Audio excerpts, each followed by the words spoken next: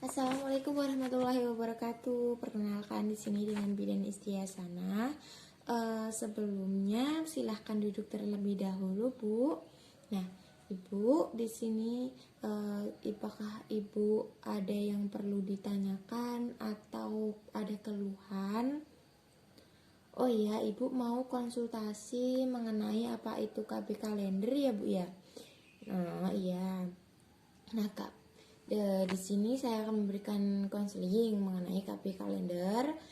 Saya sebelumnya akan menutup diri terlebih dahulu ya, Bu, untuk menjaga privasinya. Nah, ini saya membawa buku di sini mengenai KB. Nah, yang akan Ibu tanyakan dan yang akan saya jelaskan yaitu mengenai KB kalender. Nah, sebelumnya apakah Ibu sudah pernah mendapatkan informasi atau membaca pengetahuan mengenai KB kalender? Oh ya, sudah ya Bu. Ya, apa Bu yang Ibu ketahui? Oh iya, tentang pengertiannya saja. Iya Bu. Nah, yang pertama saya juga akan menjelaskan mengenai apa sih pengertian dari KB kalender itu. Nah, KB kalender yaitu KB secara sederhana yang patokannya itu berdasarkan dengan siklus haid atau masa subur ibu. Nah, ini KB ini juga perlu kolaborasi antara suami istri ya Bu ya. Kalau menginginkan hamil atau memiliki keturunan maka harus dilaksanakan senggama saat masa subur. Dan bila ibu ingin menjadikannya sebagai kontrasepsi maka harus dilaksanakan saat tidak masa subur. Nah, apa manfaatnya? Manfaatnya dari KB kalender ada dua, yaitu dapat sebagai kontrasepsi dan sebagai konsepsi. Nah, kontrasepsi ini adalah perencanaan saat ibu tidak menginginkan kehamilan dan suami juga tidak menginginkan kehamilan terhadap ibu, maka pelaksanaannya senggama harus dilaksanakan saat ibu tidak masa subur. Nah, kalau untuk konsepsi sendiri ini adalah ketika ibu dan suami menginginkan keturunan atau menginginkan kehamilan terhadap ibu, maka senggama dilaksanakan pada saat masa subur. Nah, kemudian keuntungannya apa saja dari metode kalender ini? Sederhana, ya. Metode kalender ini sederhana. Kemudian juga dapat digunakan dalam jangka waktu yang panjang juga. Kemudian juga dapat digunakan oleh setiap wanita yang sehat.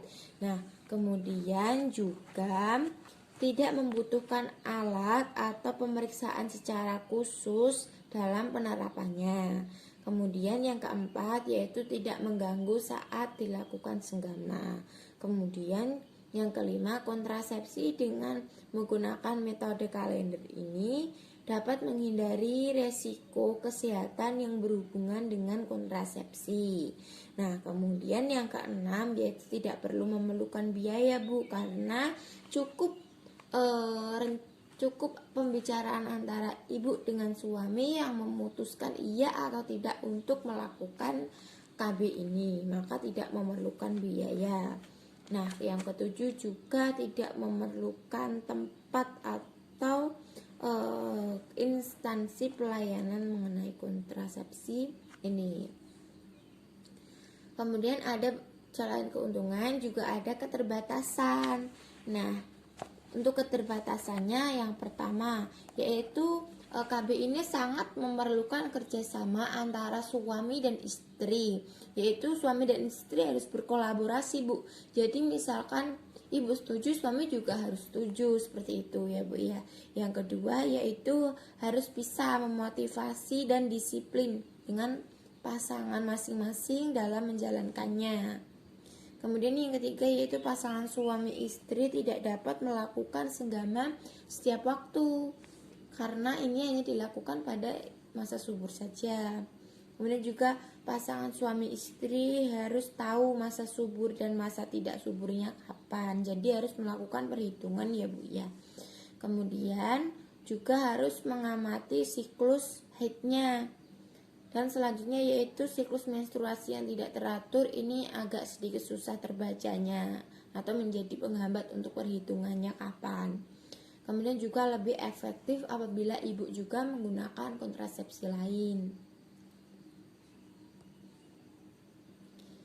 Nah, kemudian untuk keefektifannya seperti apa menggunakan metode kalender ini? Metode kalender akan lebih efektif apabila ibu atau suami juga menggunakan kontrasepsi lain jika ibu atau bapaknya tidak menginginkan memiliki keturunan terlebih dahulu atau mencegah kehamilan.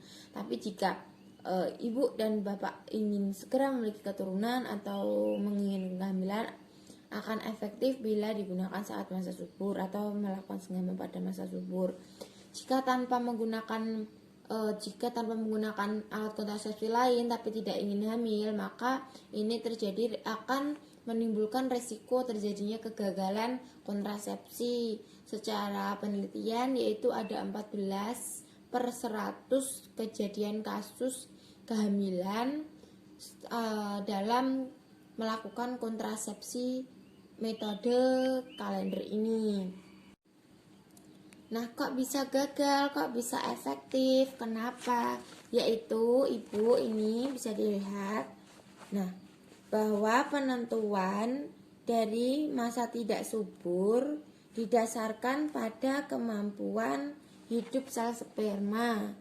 Nah, sperma itu hanya mampu bertahan selama 3 hari. Jadi penentuan masa subur dan tidak subur itu bukan dari masa hidup sperma ya ibu, nanti bisa dibilang ke bapaknya di rumah, tapi juga berdasarkan dengan siklus haidnya.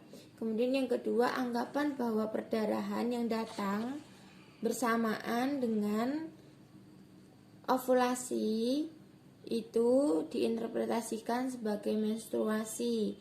Hal ini menyebabkan perhitungan masa tidak subur sebelum dan setelah ovulasi menjadi tidak tepat. Nah, kemudian agar tidak terjadi kegagalan, maka harus tepat perhitungan kapan masa suburnya, bagaimana cara menghitungnya. Nah, ibu bisa melihat siklus haidnya ibu itu berapa hari. Kalau misalkan 28 hari, maka dihitung hari pertama itu mulai dari awal haid atau tanggal pertama haidnya. Nah, kita juga harus menghitung haidnya ini selama 6 siklus ya Bu ya. Nah, kemudian masa subur yang pertama itu hari keberapa? Masa subur yang pertama, jika ibu memiliki siklus 28 hari haid, maka masa subur yang pertama itu pada hari ke-12, kemudian akan berakhir pada hari ke-16 dalam siklus haid. Nah, kemudian kalau misalkan ada haidnya tidak teratur, ada masa siklus terpendek dan juga masa siklus terpanjangnya, bagaimana cara menghitungnya? Nah, kalau misalkan ini masa suburnya tidak pasti atau ada masa pendek dan masa terpanjangnya, misalkan 30 hari dan kemudian juga masa terpanjangnya 34 hari, seperti itu ya Bu ya. Maka perhitungannya hari pertama masa subur atau jumlah hari pertama masa suburnya itu kapan, jumlah hari terpendek dikurangi 18. Kemudian hari terakhir masa suburnya kapan, jumlah hari terpanjang dikurangi 11. Jadi misalkan ibu hari terpendek siklus terpendek masa suburnya itu tanggal 30 ya, tanggal 30 hari ya kan Bu. Berarti itu nanti dikurangi 18. Berapa Bu? 30 kurangi 18 berarti hari ke-12 pada siklus haidnya, dari hari pertama haidnya. Jika misalkan hari terpanjangnya ibu 34, maka 34 dikurangi 11 berarti hari ke-23. Seperti itu ya Bu ya. Ya kan ya Bu ya.